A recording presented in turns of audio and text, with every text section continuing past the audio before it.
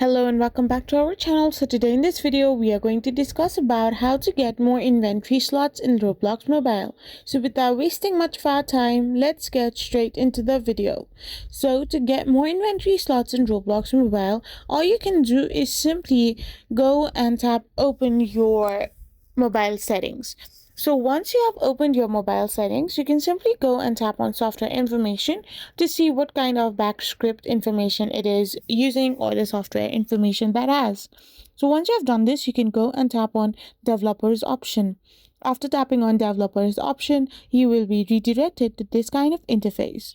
So now you need to simply scroll down below, and once you scroll down below, you need to go and tap on minimum wide. So now in the minimum wide section, you need to keep 600 dp. So once you have set it to 600 dp, you will be able to get more inventory slots on Roblox Mobile.